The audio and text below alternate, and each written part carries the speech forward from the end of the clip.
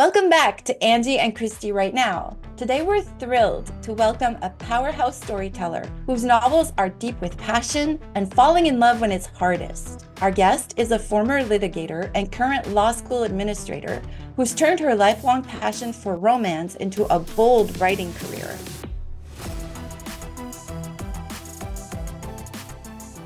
Her debut novel, The Art of Scandal, was named one of the best romances of 2023 by Publishers Weekly, Amazon, Audible, and the Chicago Public Library. I mean, come on, that's great. Set in the upscale suburbs of DC, the story follows the fallout of a political marriage gone wrong and a woman's second chance at love with a younger artist who helps her rediscover herself. Her latest novel, entitled August Lane, takes us into the world of country music and long-buried secrets. When a washed-up former music star returns to Arkansas hometown to open for his idol, he's forced to face the woman who he betrayed 10 years ago, who also happens to be the real writer of his biggest hit.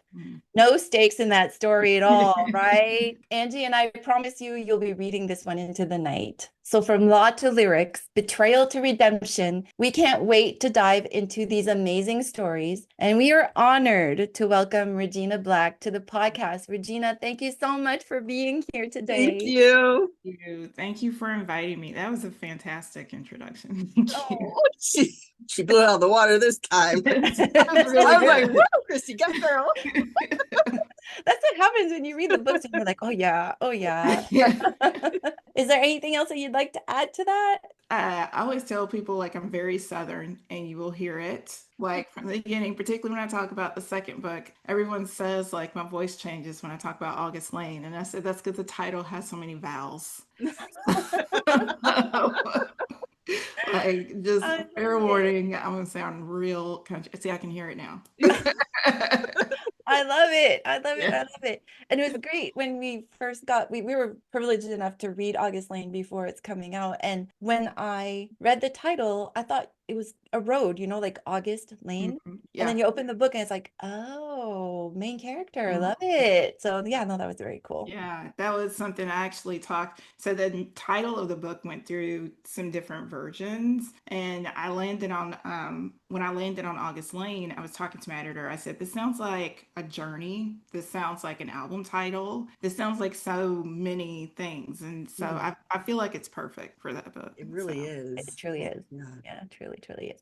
So with all our interviewees, the first question that we always have is, how did you know that you wanted to be a writer? Hard for me to even answer that because I can't remember a time I didn't know. Thinking back, and I think that's just because I came to being a writer from being a reader. Books were just like something I've loved since I was a kid. I can't remember the first romance book I read because I read so many. My childhood, I grew up in a small town, and my sister and I'm a twin. So, oh yeah, fun fact, I'm a twin. So my twin and I, we used to bicycle to the library like every day, and particularly in the summer, that was our thing. We would bicycle to the local library and check out like 8 books at a time and put them in our backpacks and bicycle home and read them in a week. Like that was my summertime. And then we trade and read each other's books, and so I don't remember a time where like books and reading and the idea of storytelling was just not part of my DNA or part of who I was. So it never occurred to me that I would try to tell my own stories. And that's kind of how I always thought of myself. I never thought of myself as a writer so much as a storyteller. Wow. And that's how I think of my books now. Like, this is the story I want to tell. And I started writing when I was really young. I think the first thing I wrote was, I think, third grade, maybe. Oh, wow. And I wrote ever since then. So, yeah, I just kind of always knew that that's what I was going to do. So when you were in third grade, what kind of story was that? Oh, it was a poem-ish thing about rain, and I remember it, but I'm not going to recite it because it's a third grade poem, but I've never forgotten it. And I do remember my teacher being kind of blown away by it. And I remember just thinking, well, it's just a story. Like it never occurred to me that I couldn't do it. But yeah, like it was it was a poem, and then it became short stories. So yeah. Oh, wow. Yeah. So when you were in high school, were you still writing at that time? Yes. I was writing just snippets, short stories. In high school, I went to a program in Arkansas. We call it, that's called Governor School. And I went in English, and I said, of course I'm going to go in English. I read a lot. But then I got there and realized there was a creative writing component to it. And I wrote a short story, and it was chosen among all the others to be read in front of the entire Governor School. And so, yeah, I was writing in high school. And it just never occurred to me that I wouldn't. So, yeah. That's amazing. Yep. Yeah. So then you go to college Yeah. and you graduate with, So I was a political science major. okay, And because it's funny because I was writing my whole life, but I never thought I would be a professional writer. Like, I didn't even think about that. I said, wow, that's too hard. That's not something I can do. And, I grew up in a small town. Neither of my parents went to college. I'm first gen everything. So that just wasn't something that I ever considered doing professionally.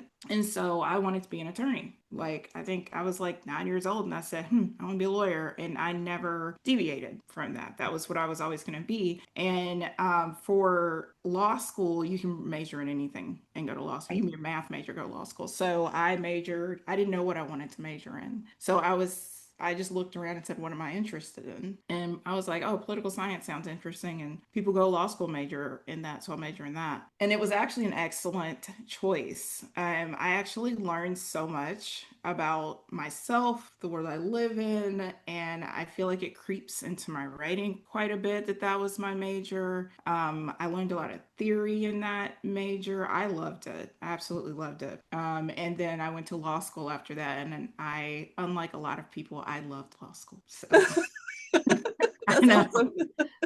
It's like I tell people that and they're like, you're weird. And I'm like, I love it. As someone who never went to law school. I know. Right. It's weird. I didn't tell my friends in law school either because it's like everybody's complaining and I'm like, I don't love it here. So, do you think it has to do with the fact that like you were used to reading a lot and you yeah, loved yeah. writing and Yeah. Reading like I used to. I'm a really fast reader. right, It was a lot, and because of my major and background and all the reading, it was a lot easier for me to kind of pick up the analysis and the type of reading you have to do in law school. And being a lawyer and going to law school it's a writing profession. Like a lot right. of people don't realize that it's Yeah. not as much of an arguing profession, a talking profession. It's very heavily a writing profession. So I kind of fell right into that. So yeah, I really enjoyed it. And I just really love learning new stuff, which is Yeah. why I ultimately ended up in education.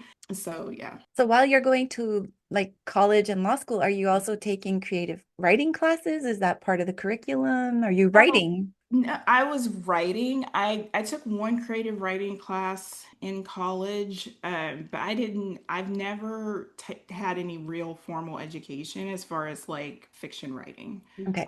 I've always been self-taught. So while I was in college, I took that class and I wrote some things. And then while I was in law school, I actually started doing fan fiction in law school Nice. because I needed it. Like, like I love being in Escape. law.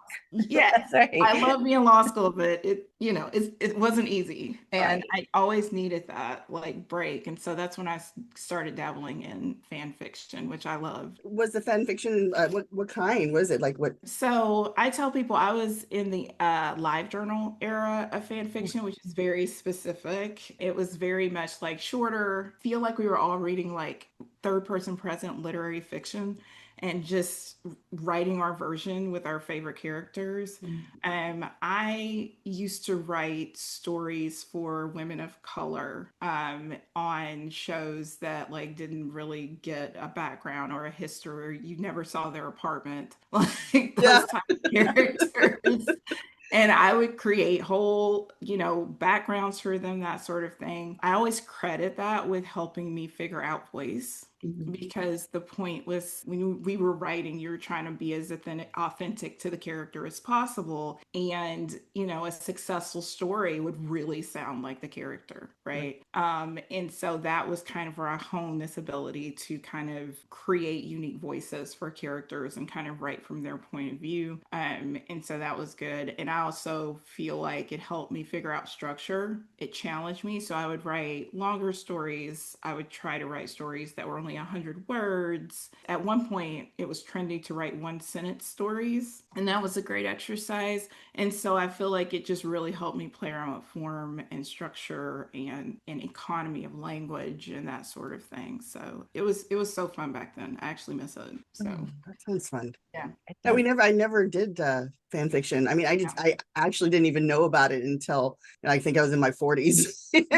No, there were quite a few people that I met during that time that were like in their 30s and Mhm. 40s and they were dabbling. And I just feel like it was such a great training ground for figuring out like your writing style and different techniques and things like that. And you know, writing it for characters that didn't have this robust backstory or like inner life that we saw on screen. It was great for character creation, like practicing that and thinking about those sorts of things. So yeah. It's good training. It really Mm-hmm. probably is. It really Especially was. was your work out there for other people to read as Yes. well? And you had like Yes. critiques and I mean, not so much the critique was this only got 4 likes or comments. oh, Only 2 people reviewed this. I don't think this was effective. And like that was an education too. It's kind of like the silence is the response. right. Um, so, but I got really into it. I was fairly popular. It also taught me it also made me really understand that you're really writing for your readers. You're not writing for, you know, the world. Like everyone's not going to like what you write. Everyone's not going to be into the characters that you're into. And it really taught me that the point is writing for that ideal reader. Like who are you talking to with your story? Who are you talking to with your book? And that's important. And I still think about that when I write books. Like who is this for? I feel like I got good at it. I actually started a website, a fiction archive with some friends that was focused on just stories for women of color. Like that was the thing. And we had like over 1,000 people that were posting and commenting and stuff on our website. And it was a mixture of fan fiction and original fiction. Nice. And that's where I started writing original stories and novels and novellas and things like that. So before my debut, I'd probably written like 10 books already. Oh wow. Wow. So yeah, And and so they they're all these books were they complete books? yes, Oh like wow. 100,000 words and the like series, and they had fans and all that kind. Yeah, so and it never Nice. occurred to me to try and publish them. Were they all romance books? Yes, yeah, they were all romance because you know romance was really what got me into reading. Mhm. It was my entry point into loving reading, and so when I started writing, it never occurred to me that I would write anything but romance. Like I really love that genre, and so yeah, they were all romances. They were novel lengths. Some of them were series. They had fans. One of them created a whole community or fandom Oh. community for the series. Like it was a lot. It was so fun and it was great. And I feel like I really learned how to write that way. Is So the website still alive, it kicking? is. Nice. Okay, we'll Yeah, go look it someone took up. it over. Yeah. Definitely. So when do you start writing The Art of Scandal? Like, how do you decide that this one is special and you're going to try to get it Yeah. traditionally published? So that's an interesting story. So the original concept for the Artist Scandal was like it was very old. Back when I was posting on the fiction archive, I kind of came up with this nugget of a plot. And I just really knew I wanted to write about this woman who had this kind of perfect life, you know, on the surface, but it was falling apart behind the scenes. And then I knew I wanted her to fall in love with like the wrong person. That's generally how I come up with my romances. Like if you look at my plots, it's usually like who's the worst person for this person to fall in love with. You, I pick you. Uh, So, and that was but it was towards the tail end. I had graduated from law school. I was initially starting to practice, and then I eventually met my husband, and then and so writing kind of fell to the wayside. And then in about 2019, 2020, like everyone kind of started taking stock of Yeah. their life. And in the back of my mind, I always knew I was going to come back to writing. Like in between, like before that, I had kind of dabbled in it and then dropped it and then dabbled. And so I said, I really want to do this. So I tried to find something in my old files, like what's something that feels easy, like what's a good entry point back into this writing practice. And I found that concept in like some initial chapters I had written like years ago. And I said, this seems fun. Like let's see what happens. And so I used that book to kind of reteach myself how to write a book. And Wow. yeah, so Yeah. I finished it and I said, oh, great. Now what do I do? Because I wasn't online anymore and I wasn't doing any of that stuff. And so I actually started researching, mentorship programs and writing Mhm. communities and things like that. And because, it was 2020, a lot of this stuff was online at Yeah. that point. And so I did a few of those things and joined some writing communities. And then I heard of Pitch Wars, Mhm. which was really big. It's not running anymore, which I'm very sad about. And everyone's like, oh, Pitch Wars is this mentorship program where you get paired up with a published author to work with them and polish your manuscript and then submit it to agents for representation. And I saw that even if you don't get picked, you get a lot of authors will give you feedback. And I was like, Mhm. that's what I'm looking for. I'm looking for feedback. And so I entered the book into Pitch Wars thinking maybe someone will request this and tell me if it's garbage. That was my entire goal. And my manuscript got picked for Pitch Wars out of Nice. like 4,000 entries that year, and there's like 100 spots. And Oh, wow.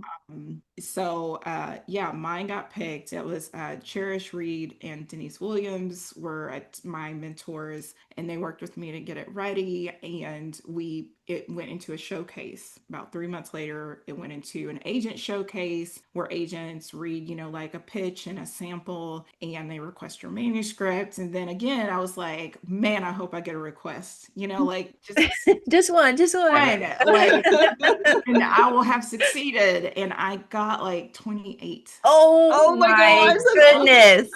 28 agents, and then I got 8 offers of representation for Okay, it. wait. Yeah. Wait. But it makes sense because the book is so So good. So it good. makes Thank sense. you. Yes, it makes sense. I Like, was blown. how do you deal with like how does your brain feel like when you get 28? Like how It was cognitive dissonance. I was just like, this is wild and it's not happening. And really, because I know so many people work so hard, to get that agent, right? And they go through submitting different manuscripts and those dying and then trying again and trying again. Yeah. And this was the first time I'd ever queried. Mhm. Right. So in the back of my mind, I was like, is it supposed to go this way? And then I thought, wait a minute, I've been writing for Exactly. years. This is not Yeah. my Mhm. first book. Right. This is the 11th book. Yeah, right. So, so on the surface, it could look like, oh, she had it easy, but it was more kind of like, I've been doing this a very long time. And so I just never saw the book that way. And at the time, I had written this romance that was very much not what was popular, right? At that time, everything was a romantic comedy. Mm. And I wrote this book that read like a soap opera. Uh-huh. And it was very contemporary. It was inspired by soaps. And I was like, nobody's going to want this. Wrong. No, Wrong. So I was just completely taken aback by the response to it. I Oh, did not expect any of it. I want to dive into like 8 requests for Yeah. okay, because that's in itself is rare. Yeah. And Angie and I have never interviewed somebody who's had that. So how do you decide? Like how do you pick? It's so hard. And it was one of the more stressful I things bet. I've Yeah. done because you don't want to make the wrong decision, right? But there's no real good way to know what the right decision is. There's so much information about questions to ask agents floating around the internet, but at the end of the day, no agent's going to tell you I don't respond to emails. That's all Like they're right. never gonna admit that. Like, so like these conversations, it's great. Like the person is very enthusiastic, they're selling themselves to you. But at the end of the day, I went with the agent that made me feel like I could trust them. Like if I could put this person out in the world without me being there and know that they were gonna advocate for me and that they understood the book and they understood what I was doing and they were fans of my writing, not just the novel, but they like me and the type of stories I tell and the type of ways and the ways I tell them. And I think that is the most important thing with someone who's going to be out there like pitching your work and advocating for you is that they need to be a fan of you, not just that book that they put on sub. Nice. I Yeah. love that because it's so true. Yeah. Yeah. Because you can have all different kinds of books, but if they don't Yes. like your writing, then, or if they're not a Yeah. fan of that, of your style, then it's not going to work. Especially with me, like you have to be a fan of somebody that's like, oh yeah, that's you. I see this is trendy. I'm gonna write this Mhm. instead, or I know that infidelity is like taboo in romance, but I'm gonna write a whole book. So my agent is Sharon Pelletier, and she is fantastic for, I go to her and I say, this is what I'm thinking. And she's like, okay, well, let's look at it. Do it. Write what you want. And I'm like, what do you think I should write? I think you should write what you want. Nice. Nice. So, Awesome, though, yeah, that she trusts you enough to just let you she do it does. because she knows Yeah. that you'll be able to pull it off, Yeah. regardless Yes. of the trends. Yeah. Yes, yeah, and she's editorial and she gives great feedback and she's super supportive and I don't feel like I ever have to worry that I'm gonna write something that she just completely like refuses to put on submission or she doesn't like. She's just gonna work with you and that's what I need. Yeah. That's good. Love that. That's beautiful. Mhm. A lot of our listeners are writers themselves. So, what does a writing day look like for you? So I still work full time. Okay. I'm a dean of students, so I really work full time. So it's usually early mornings is Mhm. when I do most of my writing. I get up fairly early and try to get some writing in before I leave for work. If I'm on deadline, there's writing at the end of the day, there's writing tasks at the end of the day. I don't like writing at night because I'm like mentally exhausted and I'm not in my 20s anymore.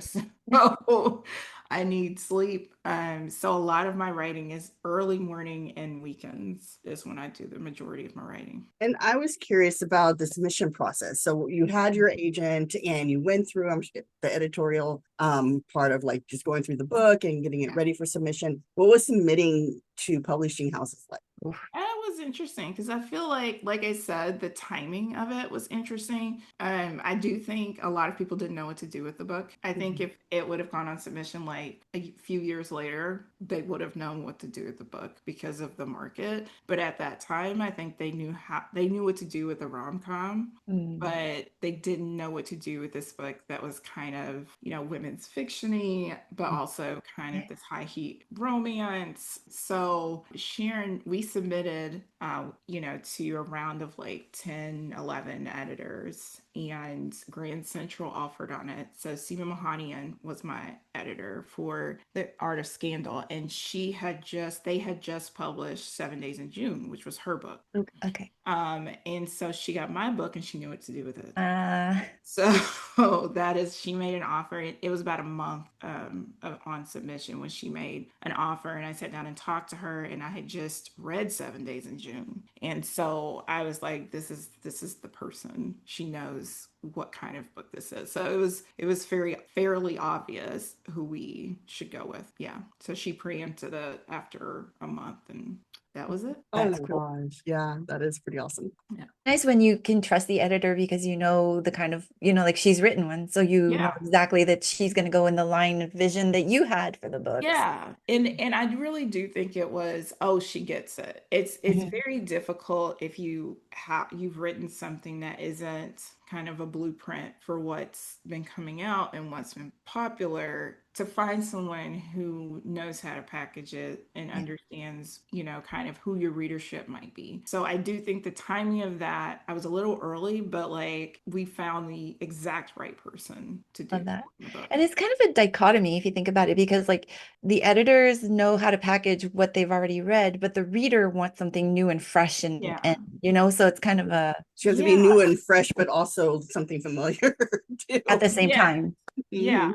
Yes, because the familiar kind of makes comfort, it's comforting, right? And which is comfort is a big aspect of the romance genre. Absolutely. So, readers go into romances going, I am not going to spend all my emotional time and effort with this couple only for them to not get it together. Right. So that is the promise of a Yes. romance. Mhm. Well, like it will be worth it, That's right. but they also do want to read something or feel something they haven't felt before, or Absolutely. experience a story they haven't seen before. So it's Yeah. hard to balance those things It sometimes. is because the breakouts are the ones that are fresh, new ideas, Mhm. Yeah, like, but it's, you also want that, I know exactly what's going to happen and that's what I want to read. yeah, So, yeah. yeah. It was funny because I was reading it, and so I like Korean dramas, and so I was like, "Oh, it's a Nuna romance with the chaepo, it's chaepo in there." And then your character, Nate's brother, he's like, "Oh yeah, I like to marathon those Korean dramas." Yeah, so Yeah. like, The Art of Scandal is my fun book. I think of myself as like an emotion driven writer. Like I sit down and think how I want people to feel when they read a book. Mhm. That's like a huge part of my development process. And Art of Scandal, I wanted it to be fun to read that book. I wanted you to keep turning the pages mhm. and kind of have that K drama, nighttime drama, daytime drama feel. Like there are plot points in that book that I just pulled directly from soap operas I grew up with. Like, the reveal of who Nathan really is. Like when Right. she finds out, that was my soap mic drop. I was like, this has to be here. Well, And and then his mom, right? yeah. And I mean, the book's been out for a while, so No spoiler. spoilers is fine, right? Like spoilers. But like there's this saying, I always say this about soaps. Like everyone knows that watches soaps knows that the best time to come back from the dead is at a wedding. So those are the rules, right? And so when I was writing the end of the Art of Scandal, I was like, it's What? what's my wedding? Like what? Oh, the gala is when everything gets revealed. Of course. I know, and I was like, wait a minute, what is going on here? What is going on here? It was the best. I'm not telling you guys, but it was the best reveal. So yeah, Oh all my, of that's very intentional. And like if you're reading that book and you feel like this all feels familiar to me, like there's a reason. I Like love it. it's very intentional on my part. So So are you writing these books with an outline, or are you a pantser? Like, do you sit down and just write? no, I outline. You I outline. outline. Now I'm flexible with my outline. Yep. So I do a lot of development for my books. I do a lot of It's, research. you can tell. Yeah. Yeah, so I would say that takes up a huge chunk of my process is the development process, and that includes the research, character development, story structure. I call it the design principle of my book. Like, how am I going to tell the story? And then I do plot Right. beats, and then I do kind of a thin outline, like summary outline of the book.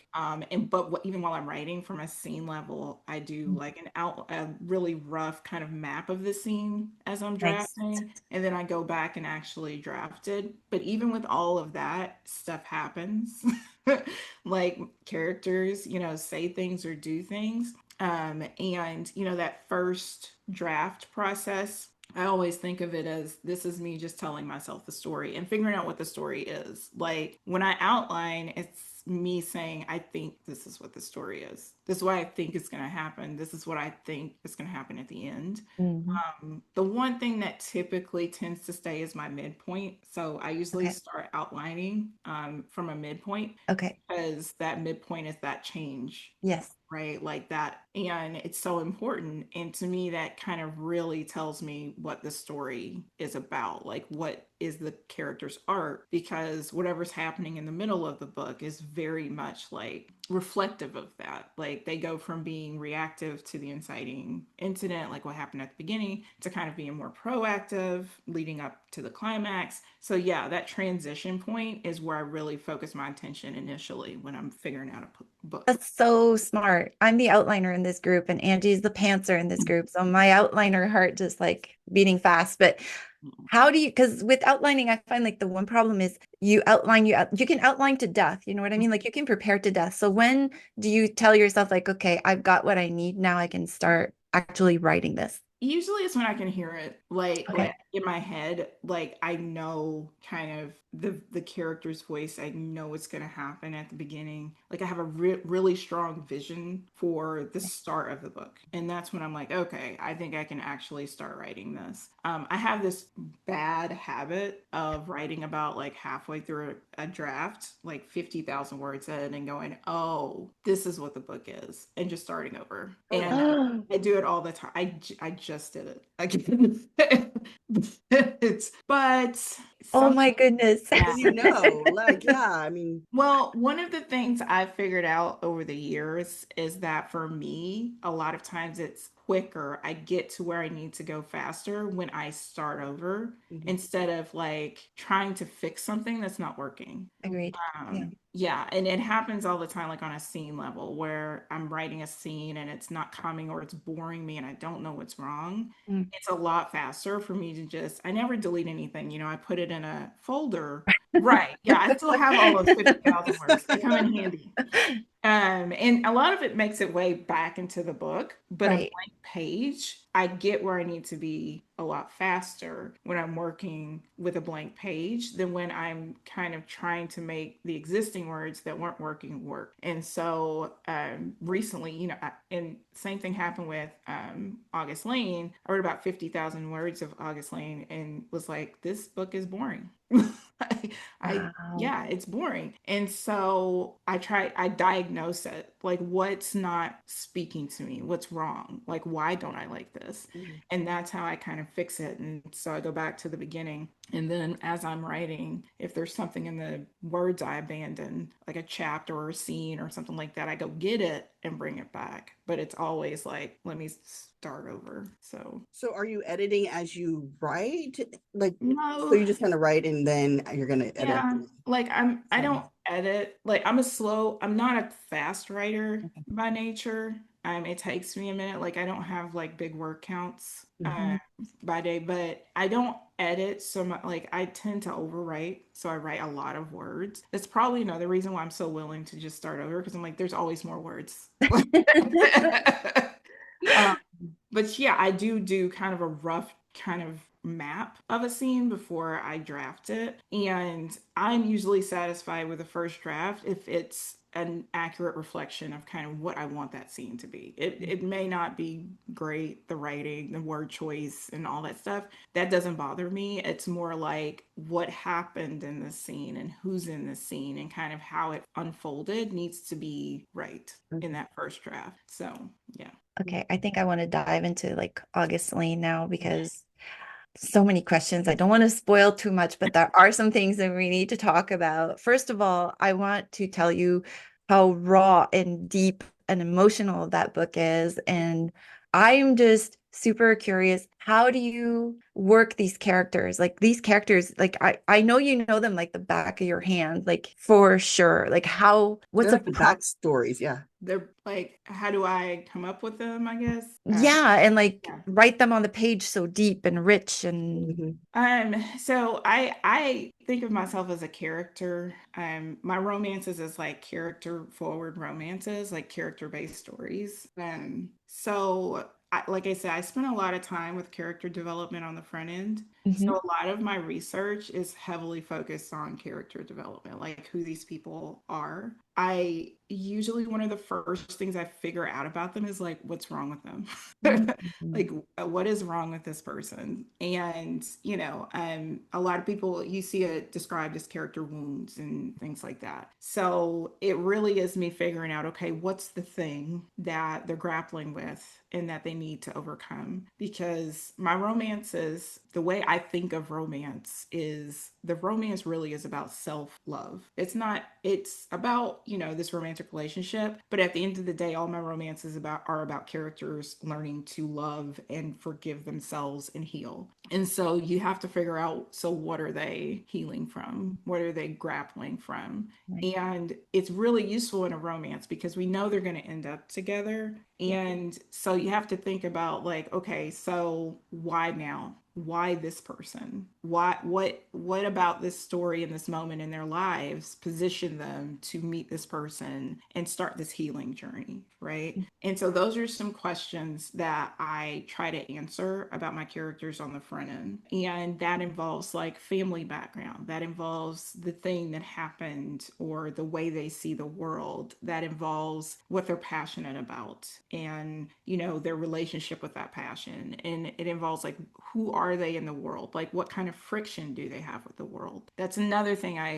All my characters have some sort of friction with the world in some way, whether they're dealing with addiction or they were the child of, an abandoned child, like that sort of thing. So all of that kind of comes on the front end. Like, who is this person? What are they grappling with? Why this person? Why now? And all of that gets tied into the story. Like, so the plot, the setting, everything about the story goes back to what I've decided about these characters. And then I try to make those things match. So the journey that they go on, what's wrong with them and holding them back, and their eventual, like all of that needs to fit together, kind of like this puzzle piece, right? There has to be a reason why this romance sets them on a course for healing and happiness and joy. And in, the art of Scandal, that's why you have the age gap because, Rachel was rediscovering the person she left behind. So her love interest is a younger man that reminds her of who she used to be and loves that part of her that she left behind. And, Nathan's going through this new adult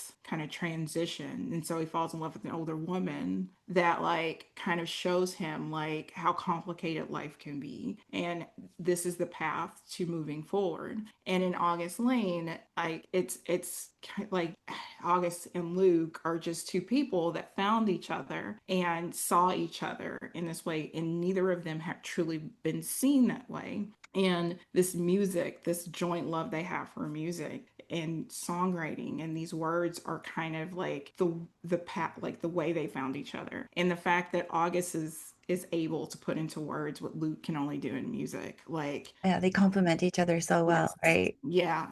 So all of that is very intentional. So all of my books are very heavily character focused, and all the plot points stem from that. So You're giving us a masterclass in characterization right now. It's Um, awesome. I love it. I'm going to yeah. replay this over and over every time I outline. oh And I especially like in August Lane how you have, and also in Artist Scandal, you have the two point of views, so you get to see yeah, both of their inner thoughts and their yeah, views, and kind of travel with them as they're making their changes. But and then in August Lane, what I really enjoyed was the flash, backwards, the where you get to Yes. go back and see, the past with them and journey with them through that. I just love that. So Yep. yeah. I as soon as I decide, anytime I write a second chance, my mind goes to dual timeline because I think that past, that initial relationship is so important for emotional investment in the second phase, right? And in romance writing, there's this thing everyone debates called the third act breakup. So every book has third act kind of drama or conflict. Yep. In romance, usually they break up. Right. And a lot of people love it, a lot of people hate it, that sort of thing. I don't mind a third act breakup, but with second chance romance, when you have this couple that have prior relationship and then they come back, to me one of the important things is to understand like the difference between the two. Mm. And I think one of the clearest ways to do that is for you to see both and really in that present see how the initial romance is impacting them now, but also how who they are now means, oh no, this time they'll actually get it right. And this is why. So I always knew it was going to be like a dual timeline. But the tricky part of a dual timeline is making both timeline It, yeah. compelling, right? And so yeah, I had to outline basically two stories Wow. and also, two character arcs Uh-huh. same time, because when you do dual point of view, in romance, a lot of times they're single point of view. There are a lot of single point of view romance books. So when you do a dual point of view romance book, he has to carry story weight and character and arcs and everything, just like the woman character or the main character. So both characters do. And so, yeah, there was this layered approach to the story where you have to do both of them plus both timelines.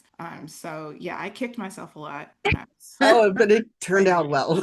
Thank I you. loved it. Did you write one timeline and then another, or did you literally write linear the way that it is in the book? So the way I did it is I figured out what happened in the past. Okay. So, like when I was planning it, I figured out, I had a general idea of what had happened in the past, Okay. and then how much time had passed, and then what was happening now. Gotcha. So I know I figured the story out in a linear way. Okay. And then I went back and kind of mapped it out as far as like when you learn what, about which storyline, make it fit together like a puzzle.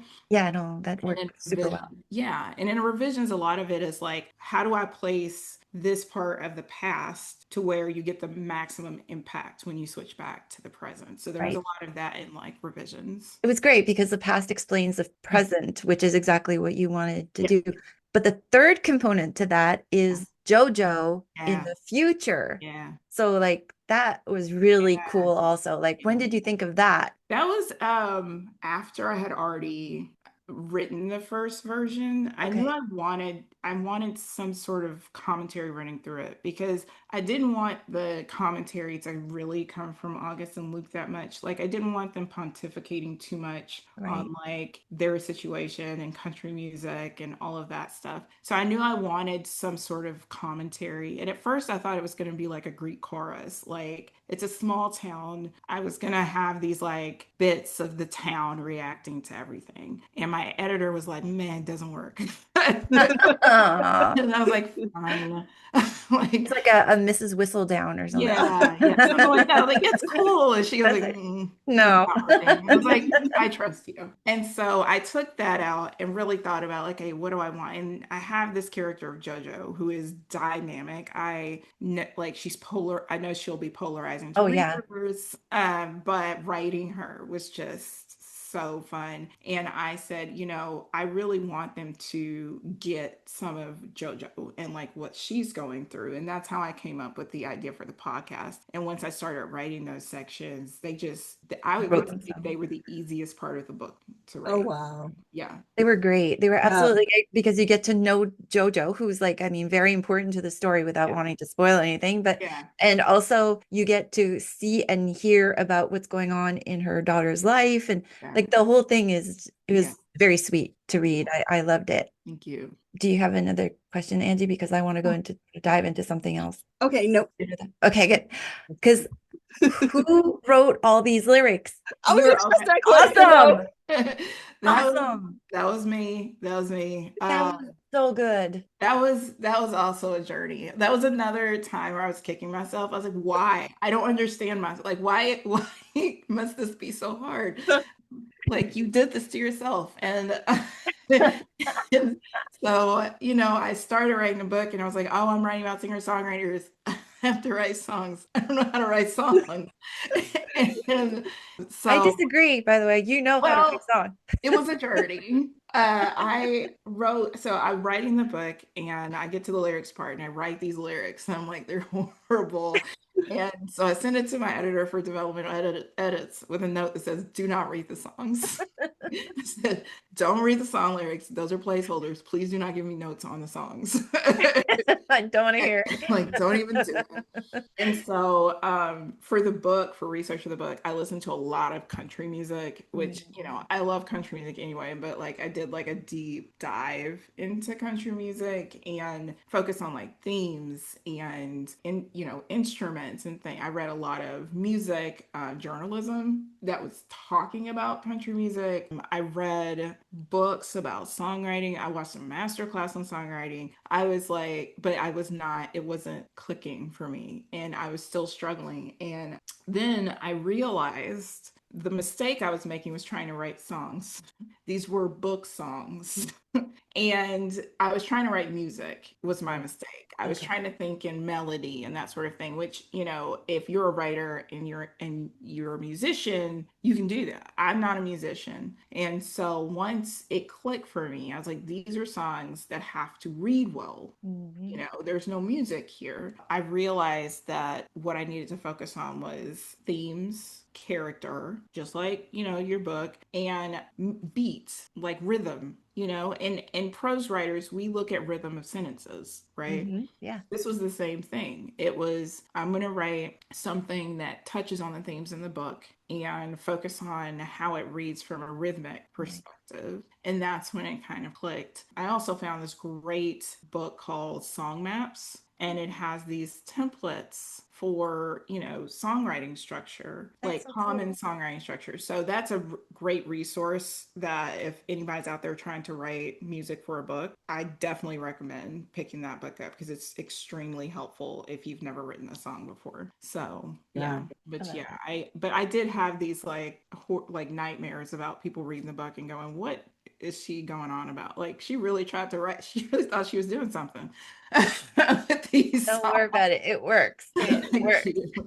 Yeah. And it was similar when I was writing Artist Scandal, trying to write Nathan's talk about Nathan's art and Hmm. Rachel's art. And one of the things I figured out is I just don't think that will ever come in the first draft process. It's just Right. never gonna come because it needs to be such a reflection of like the characters, the themes, the book itself. And I don't fully know them well enough to like depict the art they create in that first draft. So Yeah. I mean, and it's okay to go back and do it yeah. later. Yep. Yeah. Yep. Revision is Yeah. where that's where the magic happens. And to Mhm. me, that's when I really feel like I'm writing a book. So That's true. Well, I'm gonna ask one last question before we go to the speed round questions. It went so fast. My I gosh. know I did. Um, I love asking this question because it's so helpful to people who are writing books, who are starting or whatever. But if you could pinpoint one thing that you've done so far in your career that's brought you to the point where you are now, what do you think that one thing would be? oh, I would think just reading. Like I never stopped reading. I know it's hard. Like I'm busy. I have like a full-time job. I have a child. I have all kinds of things. I have, you know, books coming out, and it can be tough to squeeze it in.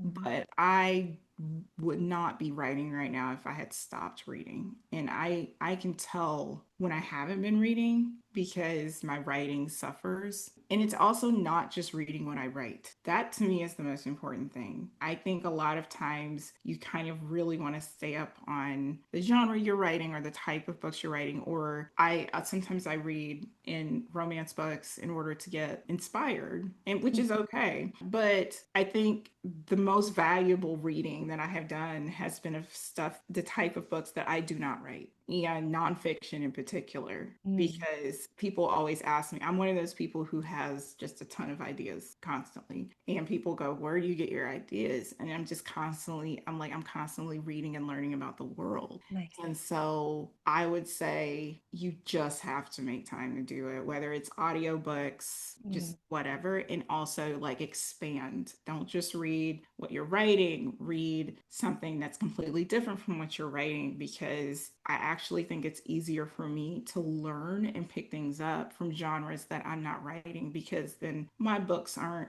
at the forefront of my mind when I'm reading them. So yeah, like pick up some sci-fi or nonfiction if you're writing romance. So yeah. love it. Thank you so much Oh, for thank everything that you've you. just literally taught us. It's Yes. awesome. I absolutely adore it. We are going to go now to our speed round question. Want to learn more about this amazing author? Come back next Thursday, September 25th, to watch her answer 10 speed round questions.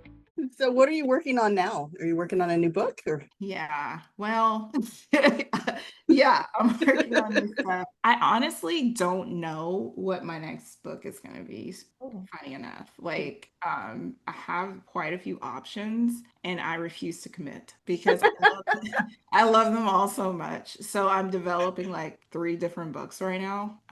And I don't know like what's gonna happen. I've been really slow, and my agent has been kind enough not to bug me because she asked me and I said, well, I'm working on these things. I'll get something to you in like a month. And that was a lie. I did not.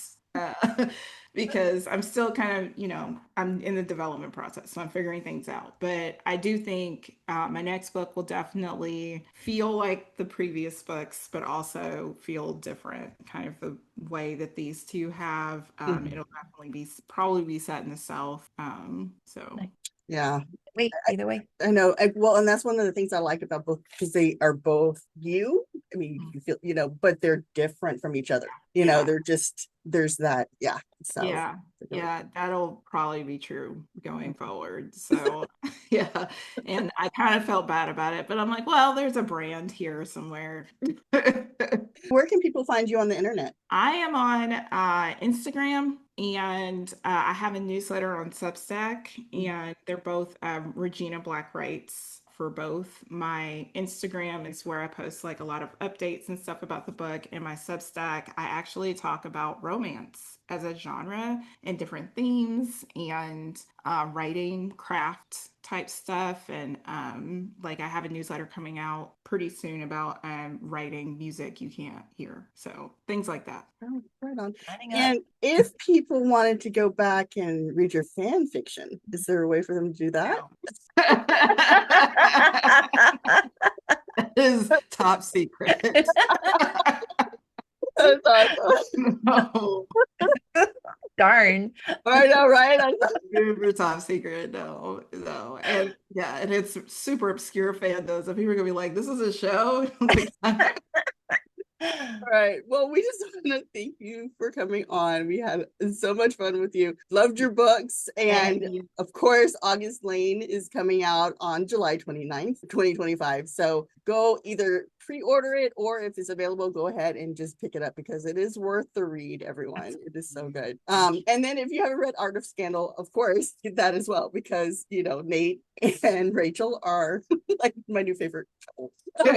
Loved it. So yeah, just wanted to thank you for coming on. And if you haven't subscribed, everyone, please like, subscribe, and hit the notification bell. That way you know when other videos are coming out. If you haven't watched other author interviews, we have a whole bunch of great ones out there. So please go ahead and do that. And it was so much fun. Thank you. Thank you for coming on. Thank you for having me. And we'll see you next time. Bye.